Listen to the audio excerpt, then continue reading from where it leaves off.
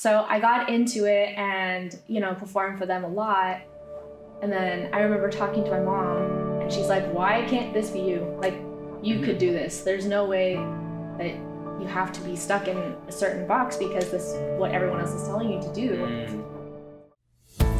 Hello, I'm Ricardo Reina, welcoming you to the Department Stories, a series of videos showcasing incredible stories from La Sierra University Department of Music. Today, we're happy to have Georgia Ganobaga. Today's story reminds us to follow our dreams, no matter what, even when the end goal might seem blurry. Remember that you can find us on Facebook, Instagram, TikTok, and YouTube at La Sierra University Music. But right now, enjoy the Department Stories.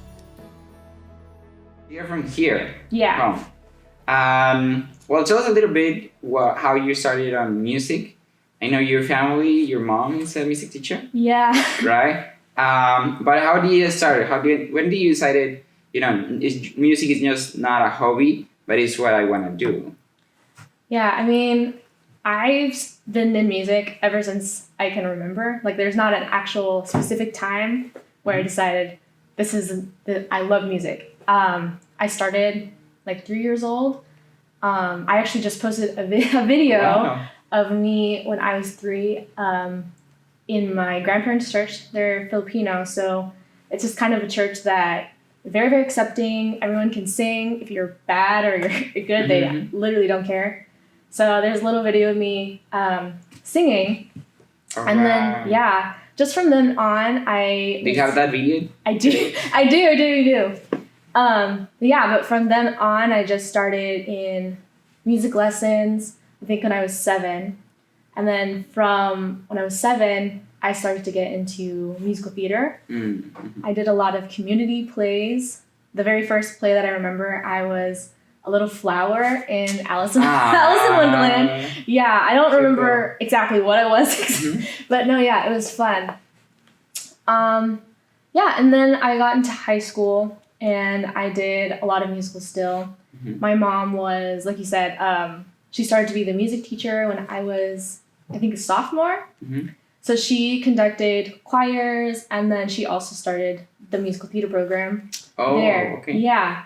But because she had 3 kids in school with her at the time, she hired like a bunch of random people from the community to cast these plays. Okay. And regardless, I still got roles in it, and it was really fun. So then on, I decided to go. College came around. Mm-hmm. At the time, I had a boyfriend, and so, part of me was like, oh, I need to go follow him. So I actually started college at Walla Walla University. Mm-hmm. It was a good experience. I started as a psychology major and pre-med. And I was like, oh, I like music, but I don't know if I can actually do it as a career. Mm-hmm. So I just did a music minor at the time. And I remember my teacher was like, no, you're going to be a major by the time you're done. It's going to happen. It's going to happen. Like, no, it's not. It's fine. And then the end of freshman year, I was taking biology. I was like, nope, I hate this. I'm not a fan. So she was right. I switched to music major.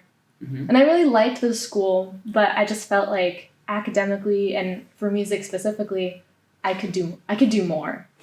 Okay. So that's primarily how I changed to La Sierra, because of my parents and just like I wanted to be in California specifically, just where, a lot of things could happen for me. Mm-hmm. But I mean, COVID happened, so there's that kind of. Okay, but before we go that far, you said you were in college and then you changed to music major. Which major were you? So I started off as music education. No, I was just vocal performance. Vocal performance. Mm-hmm. Okay. So that's where I started sophomore year. And then when I changed to La Sierra, I decided to be music education. So I've changed my major, I think, every single year. Yeah, so went from music education, and then while COVID happened, I heard of this masterclass with these two Broadway professionals. Mm-hmm. And just people that I've been following for a while. They were in Wicked, and as a kid, that was like my favorite show of all time. Uh-huh. So I got into it and, you know, performed for them a lot. And then I remember talking to my mom, and she's like, why can't this be you? Like, you could do this. There's no way that you have to be stuck in a certain box because this is what everyone else is telling you to do. Mm-hmm. So then I was like, okay, I think you're right. And so I switched my major again to just music, because it would be the fastest way to just to start. And when did you change your major the first time? It was from... Why music again? I don't know. I don't know. I think I did a couple of voice lessons with these two little kids that are like family friends, and I liked it. You know, I was always kind of scared of it at the same time. Okay. It's like, yeah, I like this. Teaching them or being afraid of them? No, Or I don't know. A little bit of both. Like, I love them, but when we're like one-on-one in a teaching situation, I don't know, it's a little nerve-wracking. I was like, I don't know if I could really pursue this. I don't know if I could be like really good at it. I think a lot of the classes that I took from the teachers here, so like some of the classes that I took from Dr. Katana about like scoring, like I loved all that stuff. But when I did like violin and violin methods, it was terrifying. So terrifying. Wow. Yeah, because like at the very end, we had to teach someone else in our class a lesson, and they're all just staring at me. I was like, I think I could do this, but I don't know if I love this, you know? But yeah, eventually I changed to music BA and started auditioning for a bunch of conservatory programs. So yeah, that's where we are now. Nice. I mean, one of the things that I really like about your journey is that, I mean, you didn't have a serious major, like you were changing, like you said, like once every year. But how do you became to actually say yes? Or when do you realize, musical theater or voice is what I really want to do? I think in any career that you have, like, you need to be really passionate about it. And so even from like science, like I knew that not for me, I was not passionate about it whatsoever. And like even like singing with Dr. Lee and like getting those voice lessons, like I liked it, I really did. But I wasn't sure that classical music was my end goal. And then when I started like singing musical theater stuff, like just for me, I was so passionate about it. I would literally sing for way, way too long that I knew that was healthy. And I was like, this needs to be further. Like, I'm passionate about it enough that I feel like I could make it, or at least try to make it, you know? But yeah. Yeah, I remember you also got one of the main roles for the musical, the Sound of Music. I mean, that was really cool. I mean, you did it really well. It looked like you were, into the character, like enjoying that. But was that moment where you said like, yes, this is what I want to do? It wasn't. I don't think it was at that moment. I think I was just, going through the motions. Like I will, whenever there's a play, I'll sign up immediately. Okay. But I think it really wasn't until COVID happened where I was forced to stay at home, sing, like music was my escape, even though it was at the same time school. But my escape was like singing musical theater stuff and listening to lots of random plays like I'm doing right now. And then I realized, why can't I do this for my career? Like I love this so much. I'm passionate about it, and it's fun to like go on a journey with a specific character, not just like sing it, but like have meaning behind every single song that you sing. And I think that was really when COVID happened. I think that's when I really decided like, this is what I need to do. And when you're taking these decisions, for somebody else that is going through this journey, who were those people that you find that helped you realize this is what I want to do? Yeah. Definitely my parents. They've known ever since I was a kid that I was passionate about this, but when you're a little teenager, you kind of rebel against your family a little bit, you know. What your parents say. Yeah, like I was like, no, I'm gonna be science. I'm gonna move far away as possible, you know, to be with other people. So they've always known, and they never like pushed it on me. They're like, okay, do what you're gonna do.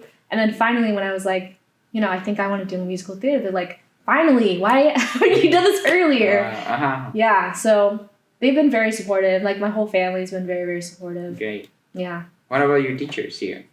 Yeah, I love Dr. Lee. She's helped me so much. Like not even just the requirements that we have to do, but she's pushed me farther than that. And even with all of these conservatories I've been applying to, she's been like, okay, we need to get back to reality, but this is so much fun. I love doing this. But we have to go back to what we're supposed to do. It's just been a pleasure working like with her. Dr. Quintana has been a really big impact on my life too. But yeah, and as well as the teachers here, I've had 2 other teachers from Walla Walla that have done the same thing. Like they didn't like me leaving from Walla Walla, but at the same time they're like, you know, this is where you're supposed to be. Like it's obvious you need more. So they always gave me the tools to just do more, I guess. Great. Do we think we have your recital, and we hope to hear some musical selections there, and we have also some classicals. But you know, what can we expect from this recital? What is the program? There is a lot, to say the least. On the classical side, I'm doing stuff by Schumann, Satie, just a lot of, you know, the normal stuff. The thing that I'm really excited about is I have a whole musical theater set. I got the pleasure to pick every single song. Oh, great. Yeah, and so I, at first when I picked all of them, it was just songs I liked. But then when I really like dove into it, a lot of the songs have a theme of me following my dream. So the very last song that you'll hear is called Astonishing, and it's literally about a girl. It's from Little Women the Musical. So the main girl is deciding to go to New York and start her new life. Wow. And it's just, you know, it just really describes my life. So. And I mean, one of the conversations we had before, you're going to New York, right? Yes. Yes, I am. I'm going to this school called AMDA. It is one of the top New York conservatories for, it's not really like an undergrad program. It's just kind of a certificate program. So I'm very, very excited. So you're very connected with that song before you wow, it's just so my life. And well, for people that are gonna listen to this, you know, live streaming from their homes, is there any special message from your recital that you're gonna give them? What can they expect from you? I would just say, like, all of my musical theater stuff, like, just follow your dream. Just follow who you want to be.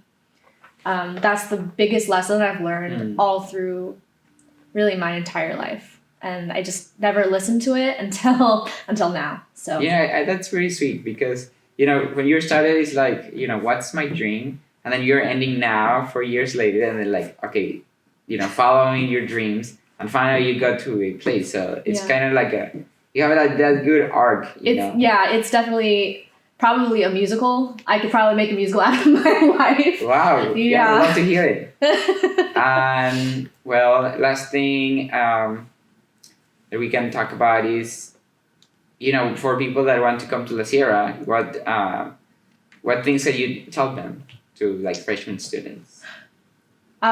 Specifically the music program, I have felt such a great pull to the teachers. I just love how connected you are with all of them. And I think that's what makes La Sierra Music Department like so special. It's not even just the teachers, like they care about you. You know, even if you're having a hard time, they will go out of their way to help you succeed. And not only that, I think the community here, I didn't have a community like this at Walla Walla. It just feels very like a family. And that's what really brought me to here. So we are thankful with Georgia for giving us the opportunity to share her story. She will have in her recital on May 23rd at 7 p.m. and you can find the events link in the description. Please stay tuned for our next episodes, where we'll be sharing more stories. If you are not already following us on Facebook, Instagram, TikTok, or YouTube, be sure to do so at La Sierra University Music. If you have some more stories that you would like us to cover, please subscribe and leave a comment below. See you in the next episode.